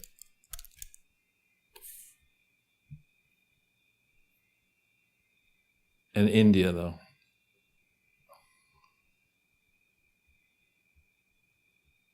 Yeah. Look at this. Public Health Foundation of India. Okay, this is 2006. Now, let's just stay on a second right here. Public Health Foundation of India. I'm going to cover this over. What do you think the address of the Public Health... don't look. Oh. Cheater. Well, I already saw that it's not in India. Yeah, but you got Public Health Corporation of India. You would think that it's going to be somewhere in freaking India. I would, right. Yeah. So instead, it's at 3 Landmark Square, first floor, Stamford, Connecticut. Now, let's look at the amount that was given to that. 15 freaking million bucks. It's a lot. Who was the head of the Public Health Corporation of India? Rajat Gupta, probably. Rajat Gupta. And that's his office. And he's hanging out in Connecticut. That's his office. I've never been...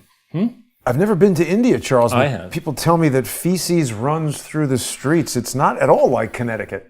Well, it depends on where you go. Yeah, New Haven, Bridgeport. But no, the Public Health Foundation of India was the brainchild of Rajat Gupta, who at that time, remember, Rajat Gupta had been instrumental in designing the Gates Foundation strategy. He had hired Chelsea Clinton to put her on the steaming course of shit she became and being an expert on diarrhea. And he had left McKinsey, but he had not yet been exposed for the criminal that he is. And so why are you giving $15 million to this Public Health Corporation of India in Stamford, Connecticut? Why would you do that? I would never do that. Maybe he was advised by Matt Schlapp's lawyer. It could be. I don't know. It could be. But this is one that I had seen this before, so I was able to get to it this quickly. I knew it wasn't on the main. And so in 2006, the Gates Foundation reorganized, as the verbiage said. There's a tremendous amount of information on where they sent money. For every single one of these things, you notice that it says here, Public Health Foundation of India, is there any tie? It says no. And then it says Public Charity Affidavit of Equivalency. So that means somebody gave a statement to the Gates Foundation that the Public Health Foundation of India is fundamentally the same as a public charity in the U.S., but on the face of it, it wouldn't look to be all that similar because the Public Health Foundation of India, I'm not aware that an Indian foundation can be organized in America. I think it has to be organized in India. And would so make if it sense. were organized in India, it would have an address in India. And Bill Gates can't say, well, you know what? We never give any money to foreign countries. I mean, here we got money going to Nairobi. I mean, why would you agree to send $15 million to an entity that's supposedly an Indian charity, but it's operating in Rajat Gupta's former office, knowing what you know about Rajat Gupta, that he's, supposedly designed this brilliant thing for you that has maneuvered you into giving money to the Clinton Foundation HIV/AIDS initiative that didn't exist in 2005, but you gave the money in 2005. And I mean, it's just, this is not, when I look at this is not work product of somebody who's on his or her game. This is sloppy, and intentionally sloppy, I would argue. And it's the kind of behavior, if you really cared about making a gigantic impact, I would argue you would not take 2.9 billion and distribute it around the world the way they've done it. You would say, let's pick, let's say 3 per year, 3 countries per year, 3 places per year where we really think we can make a difference, where we know the local government is not corrupt, where we know we can really... That narrows it down to 0. Does an ice Couldn't flow? find any place. Does an ice flow off the North Pole work for you? Anyway, you pick 3 places or 1 place, and you say, we're going to give this one place $2.9 billion, and we're going to get all over what they do. When you scatter your money around like this, what happens? Give money to, and this is all the same operator. Look, programs for a green revolution in Africa. This says, to provide operational support grant to the program for Africa's seed systems, $6.8 million. Wow. Then to the same organization, to improve the access of poor farmers to agricultural technologies in Africa, $24,667,000. To increase African food security by funding a network of crop breeders to improve African crop varieties, $28 million. Don't they just need water in most places? Yeah, like in clean Africa? toilets and showers and electricity and stuff like that. I mean, this is there more green programs above it here? I think same operation. Programs for a Green Revolution in Africa. This is a U.S. organization. 16 million. Oh, look at this one here. It's right up your alley, Jason. Why would they give this amount? I mean... I've never heard of this thing. Programs for a Green Revolution in Africa.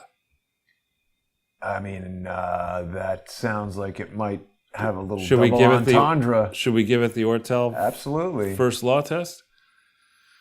Can we minimize this and then Google it with fraud and see if anything comes up? Oh, why didn't it copy? Hang on.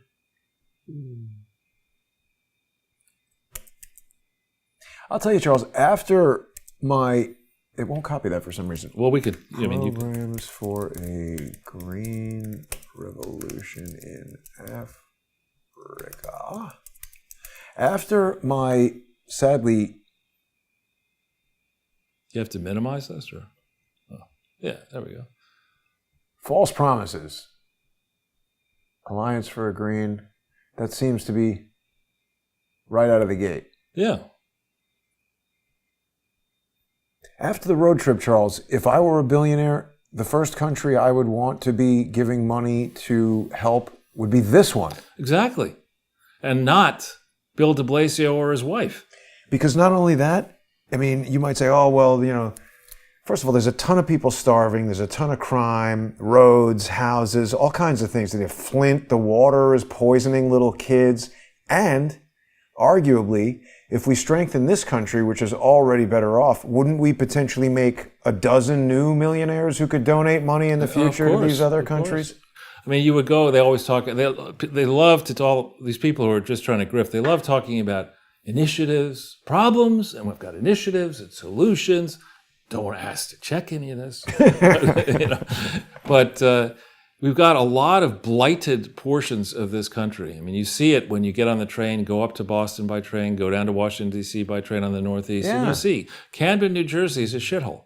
I mean, it's not because of the residents. It's not, it is... Venice Beach. Venice Beach is a shithole. Manhattan is a shithole. Yes. I mean, the Washington Square Park is a shithole. And it's some of the most expensive real estate in Manhattan is around Washington Square Park in that area.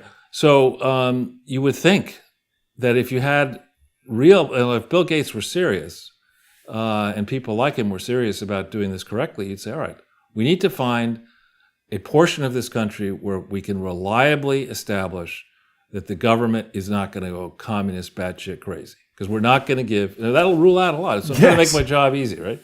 And you're going to end up, I think, giving money in Texas. I was going to say, it's like a small corner of Texas and Florida. Exactly. Rest of it, Wyoming. forget it. Portions. But, there will be places where you could say, look, particularly in the Northeast where we have so many cities and towns and villages that were thriving in the 1800s and maybe the 1700s, that are just today transit points for fentanyl and meth, and other places, right, and drug problems. And you've got these antique buildings, in some cases, these beautiful town squares. The GE-led businesses have all fled in search of cheap labor and other grift. And you just say, look, the companies that will bring their operations out of China and export from the Northeast, you're going to need money, not just government money, you're going to need grant money. And we will do that, but it's got to be tied to we got to be able to check and make sure that you are actually employing people inside this country, paying them fairly. I mean, you look at Bezos, I think there should be a bet as to whether Bezos will return from his visit. No, there's a petition that people don't want him to return from space. But there's got to be predicted or one of those. I have a feeling anytime you get into a spaceship, it's at least 50% that you're not coming back. It might not even... You blow up right there. That's right. All the different, the different hostile nations in the world. We say, "Oh, thanks, Jeff. Yeah, good luck on your space. This thing we're testing in China. Maybe you'll test it 10 minutes after you go airborne on you." Do you remember when they decommissioned the space shuttle, Charles? What they said the reason for that was? I don't. Well, they said it was too dangerous, and I'm thinking, you don't need to be a scientist to know that. It's amazing it didn't blow up every single time they turned it on. I was watching that time it did blow up. But twice it blew up. Sally Ride is the one time I watched. I don't know the second time. No, Sally Ride didn't blow up. Sally Ride was the first woman to go into space. It was a teacher. Wasn't it Sally McAuliffe, Christy McAuliffe blew up. Yeah. And then the other one blew up on re-entry because they lost a tile. That's a bad... Yeah, playing mahjong? We got to get some better excuses. I don't know. The thing is not working that well. But let's just talk about this for a second. This article from The Ecologist. Again, the scale of money that Gates was giving out in 2006 to this program for a green revolution. I bet you, does the program, this is different, Alliance for a Green Revolution. I don't know if that's the same. Look, it's funded by Bill and Melinda Gates and the Rockefeller Foundations. Right. The new monopolist and the old monopolist. They get together. Right. But is Alliance for a Green Revolution in Africa, does that have a 990? Well, we can look it up. Where did it say that it was, where should I look for that? Where did it say it was from? Just try Alliance for a Green Revolution, and ProPublica and see what pops up.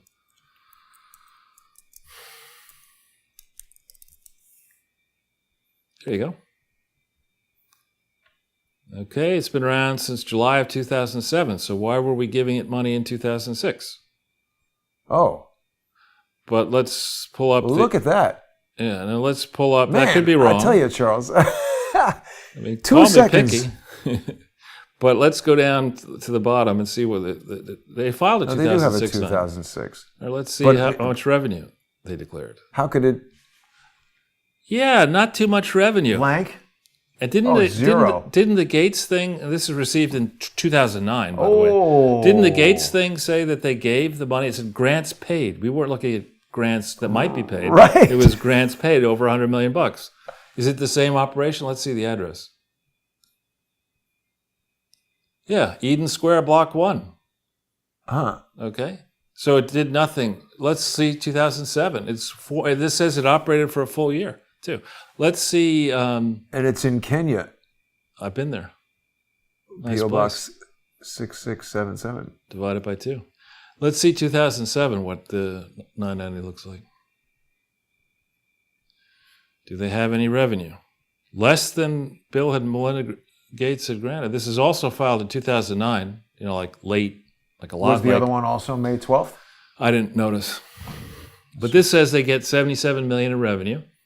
That's a lot.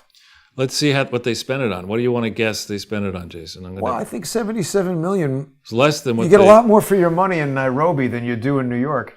And they turn around and give money out They get money and give it out, but look at the expenses are pretty light. 66608 on Consultancies. They only spend $4.4 million. Now, why would you give this amount of money away and only spend $4.4 million? It's just, do they declare at the very top the total revenues, total expenses? Yeah, 77 of total revenue, or that's 78, huge. Number 12, and total expenses of 4. Wow. And 74. So, when somebody comes to hoarding me, the cash. When the gentleman who'll probably come to me tomorrow morning and says, today it was not like, please, sir, can I have some money? It's, what do you got for me today? Like, nothing. But when you go to somebody and you say, look, I'm a charity and I need $77 million, and you then file your paperwork May 12th, 2009, which is way after the deadline. It was November 15th, 2008 at the latest you were supposed to file, and you say, well, that $77 million I took from you, I only spent $4. Well, why did you ask for 77?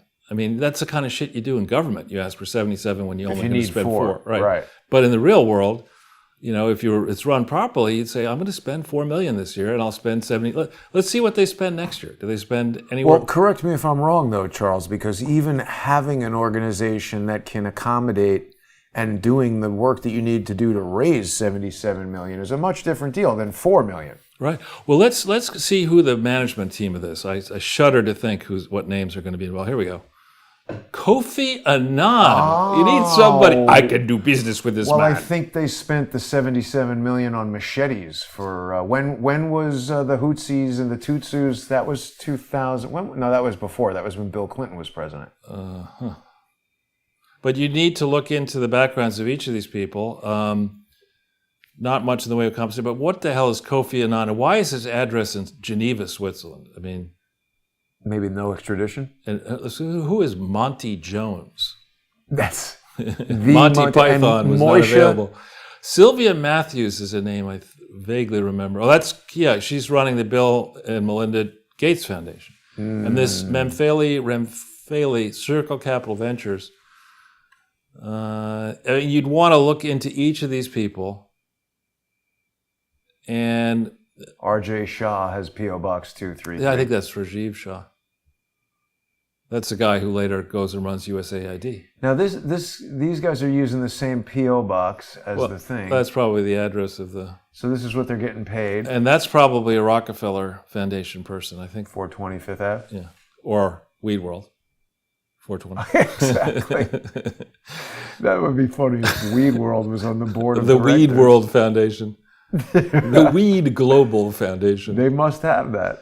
What is the technical name of weed? Cannabis. The Cannabis Global Foundation. Well, they want to assist cannabis-deprived countries. Cannibals. In developing nations who don't have access to weed. That's right. They want them to be part of the world. So what should we look at now? Well, let's look at the next year and see if they ramp their spending up.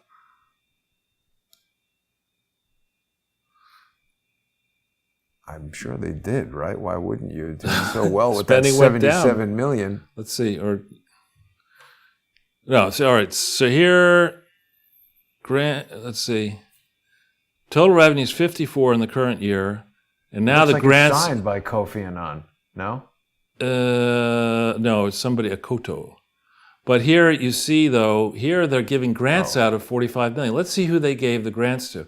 So here you have the Gates and Rockefeller Foundation giving money to an operation that can't give money away. So it turns around and gives money to other people. And each time you do that, you're clipping overhead. So you don't like to see, if you care about giving money away, you don't need, as Bill and Melinda Gates, you've got this big-ass fucking foundation in Seattle with all this office space and all this high-priced buildings talent. Everywhere. You're hiring McKinsey. You got the if you don't really, you shouldn't be saying, well, I think what I'll do just to make my grant thing look great is I'll make 5 grants. Holy crap! Kofi Annan got $300,000 the next year. He's like, I got to live, man. I mean, but that's a lot more than what he got, and everybody else is getting $4,000. No. Oh, they jack everybody else up too. Wow. But let's look at the list. It's either Section I or let's just see. Wait. What's this? Contractors. So here you got PR, Bethesda, BlackRock Financial Services, But let's see if they have a list who they gave the money to. 533 is the BlackRock PO box. Where is that? It's going to be. You just keep scrolling, and I'll see it in a second. Let's Schedule A there. So it's a public charity in theory.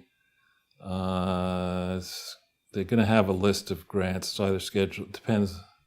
Scheduled I think. A lot of grants in Kenya. Here they go. Oh, these are the wires. And then you're going to have an actual list of the organizations that's going to come.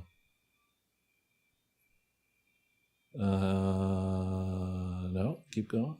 Schedule.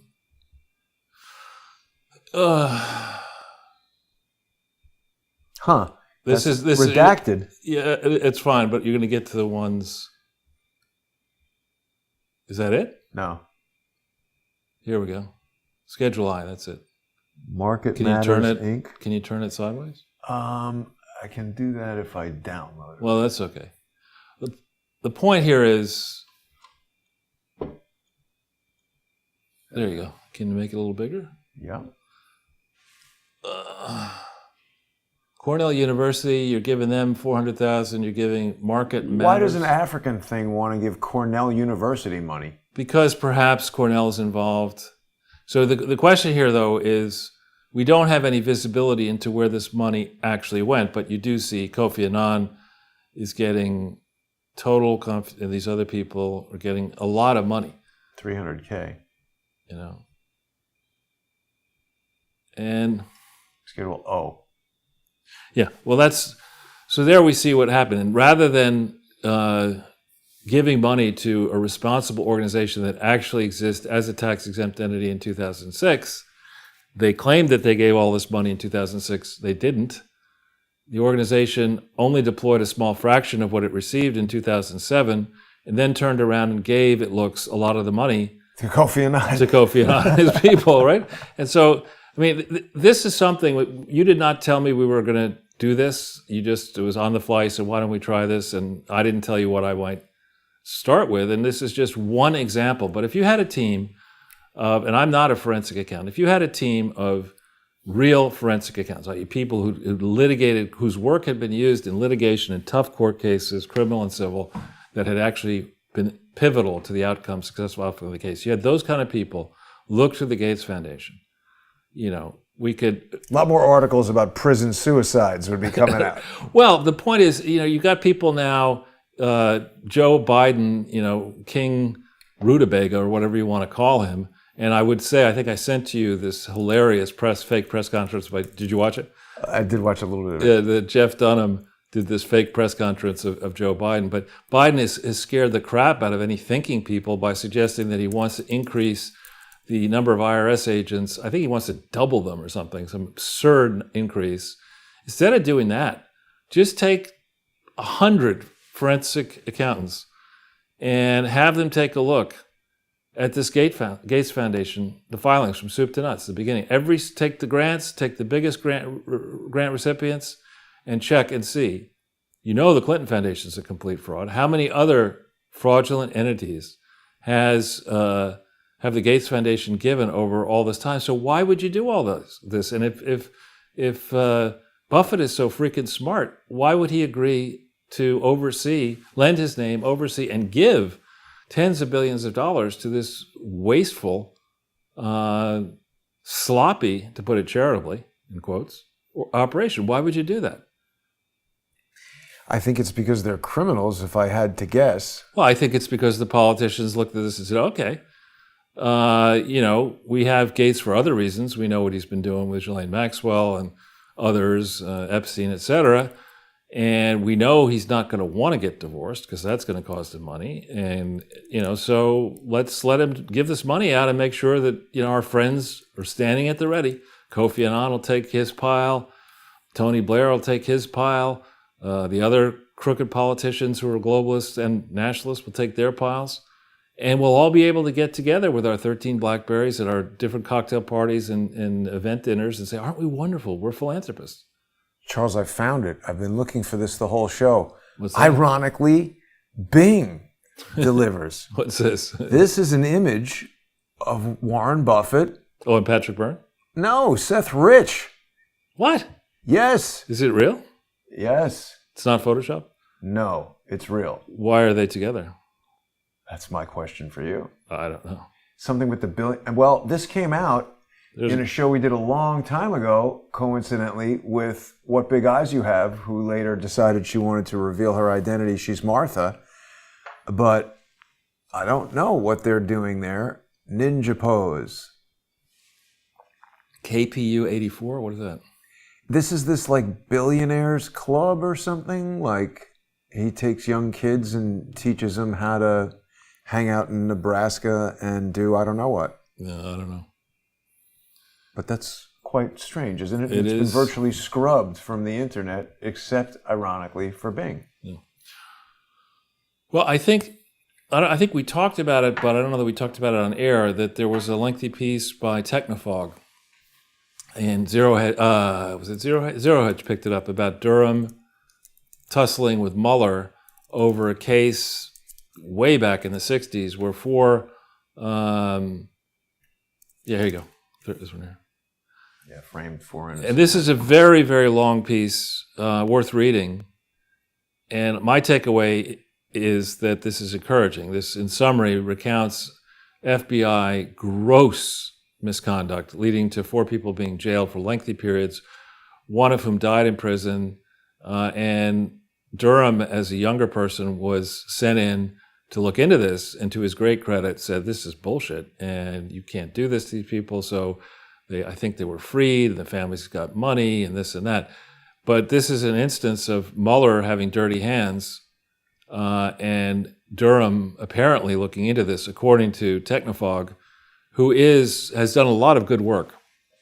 And at the very end of this piece provides links to the evidence. So if the crowd has not seen this yet, Durham has been awfully quiet. You know, you were right on Barr, I was wrong. I thought Barr would do the right thing, and he didn't. He's not into Spike Lee. No. He's into Spike in the punch bowl. And We did not spike anything. I don't know what that means, but we didn't do it. He literally said that. who said that? Fauci, it was Kennedy says, Dr. Fauci, did y'all spike that evidence about the lab in China? He said, we didn't spike anything, Senator. I don't even know what you mean by that, but we didn't do it. And I'm like, what kind of answer is that? How can you say you didn't do it if you don't know what he means? So anyway, this is very interesting reading. And again, if you go to the very bottom of it, you'll see that there are links. What's that? That's just how Technofog got some of this evidence. I have no idea. I don't know. It's genuine. Well, maybe FOIAs and I just don't know how. But you'll see at the very bottom. There's a judge's decision that provides a window into all this. The very end. lawsuit and There you go. Right. Her memorandum and order and civil action, and here's these different reports, and so people could go and look at this themselves and decide, is this meaningful, is this not meaningful? They can have a view as to whether they're more encouraged about Durham or less encouraged about Durham. But we certainly have been waiting a long time for folks to get serious about the Clinton Foundation, other frauds, the Gates Foundation, and really administering the system of justice and collecting taxes fairly. It's not like we're sitting around here saying, we're completely out of money and we don't do anything and poor people are starving in the streets and we can't pay our military and we can't give. We're just burning money. There's a total amount of money that the government spent, last time I checked, is approaching $8 trillion a year. $8 trillion a year, you're talking serious coin. That's a big stack, not of Benjamins. It's a big stack of, the $1 million coins or something like that. It's gigantic amount of money to Why don't burn. they make a bill bigger than... Didn't they used to have $500 bills and $1,000 bills? Yeah, I think they had very large bills. But the point is, we have all of this money, the groups of people who decide they're noble yet intolerant. They have the solutions, but we can't check their work. They're out there burning money. And when the time comes to pay the bills, their attitude is, well, the rich have to pay for it. Well, by the time these morons get through with whatever they're doing, we're all going to be poor. Well, Charles, I think I actually have just happened upon a solution to the entire country's monetary problems. if we just get more of these $1,000 bills, they're actually worth almost $5,000. Well, this is what Rush Limbaugh was fond of saying. When people would talk about we're going to have guaranteed basic income and all this. Rush's solution is very simple: just give everybody $1 million. Then everybody's a millionaire, and nobody can complain about anything. But I know, big but. But. It's Grover Cleveland on the 1,000. I wonder why they stopped making these. And also, if you had it, is this? First of all, you're not going to want to pay $5,000 to then spend $1,000. I would say, well, I don't know that that's marketable today, but I mean, would anyone even take it? Is it valid? I doubt it. I mean, that beggar would take it. This is the United States of America. I was one time in a place where somebody tried to pay with a Susan B. Anthony coin, and the cashier was like, "We don't take Canadian money." Yeah. I was like, "Oh my God." That's like me when I was going from India to Boise, Idaho, and I'm in transit at. In Heathrow, and I go to check in for my flight to Seattle, and then to Boise, and she looks at me, and this Indian or Pakistani employee of British Airways looks at me and says, "Well, where's your visa for Canada?" And I said, "Why would I need a visa for Canada?" "Well, because you're going to Boise." I said, "Well, Boise is not in Canada." "Yes, it is. I'm telling you. Yes, it is." I said, "No, it's not." You better make sure that plane, that the pilot knows where it is. But I mean, it was like a 5-minute argument. I need to speak to my supervisor. You don't have a visa. I said, "I don't need a visa." That's unbelievable. Yeah. Probably your first day on the job. The other thing you could get is a $100 trillion Zimbabwe bank. I think I have one of those. I have one of those, one or more of the absurd Zimbabwean bills.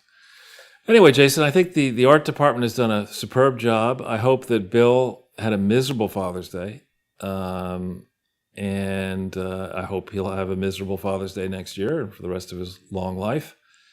I hope as well, I mean, there are all these stories. It's interesting, in the National Enquirer, I'm not bragging or anything, but I've had exposure to interactions with many, many news organizations, including the National Enquirer, who has done several stories about the Clinton Foundation that were spot on.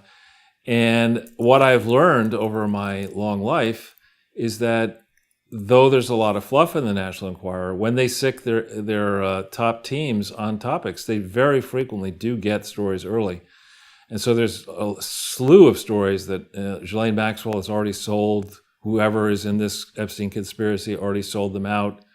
And stuff is going to happen on that. Clearly, we don't need the Enquirer to know that this Gates and Buffett development is significant. The divorce is significant. On the American Conservative Union and the Foundation, we have not yet seen the filings for March 2020, which were due out a long time ago. Not so good at returning phone calls. They got a lot of stuff to do, Charles. Exactly. So a lot of stuff to cover. Maybe we'll do a walk around on Sunday. And for now, Kirk Douglas left $80 million to charity. Hopefully not to the Clinton Foundation. Right. What's this movie here? Spartacus. Yeah. Weird stories that they are choosing here. Oh. I don't know. This guy's hanging out with a bear. Yeah. It's a bear market, Charles, for Bitcoin, I think. Yeah. It's. I can't bear the bear market. Anyway. With that, Charles, we're going to bid everybody adieu. I do want to remind people, I don't know if I got to mention that, we've been broadcasting now on Rumble. I believe there are just, 1.1 thousand subscribers to Crowdsource the Truth on Rumble. So thanks to everybody who's been subscribing to the Rumble channel. You can go on there and just search for CS the Truth, or you can go to rumble.com/user/CS the Truth. And we are getting our live streams. It takes Rumble a few minutes to, archive the video after it's done. So if you run into any problems with that, just hang out and it'll be there pretty soon. And you can also watch now on the Sunday with Charles YouTube channel. We're going to have live simulcasts of each of the broadcasts. And you can also catch up with a lot of the older episodes. I don't have all of them up there yet, but I did go back to the very beginning, Charles, so people who maybe found us more recently can bone up, as it were, on some of their Clinton Foundation, stuff you're going to want to know about that. And also you can dig into the Peter Smith death, a mystery that remains unsolved. I actually just tweeted at Shane Harris this morning. He put up some kind of stupid crap. And I just said, when is Shane Harris going to address the fact that he lied and covered up facts and refuses to discuss evidence? I mean, you would think that a legitimate journalist, if evidence came out that showed that what he had said was incorrect, would be interested in knowing that and not interested in hanging up the phone on me. But there are so many people who are interested in hanging up the phone on me. It's kind of interesting. I also want to remind people they can support Crowdsource the Truth by going to subscribestar.com/crowdsourcethetruth or patreon.com/crowdsourcethetruth. There's going to be some great changes coming very, very soon. We're like days away with the Crowdsource the Truth video server that wouldn't exist if it wasn't for the great and generous sponsors that make Crowdsource the Truth possible. I also wouldn't have Rumble if it weren't for the sponsors. So if you're watching the show and you enjoy it, please become a sponsor. I'm going to have Lee Stranahan later tonight. High Dive with Lee Stranahan has now moved to Wednesday nights. So sponsors will be able to enjoy that. And Lee is trying to call me. So we're going to break right now. And thanks for watching.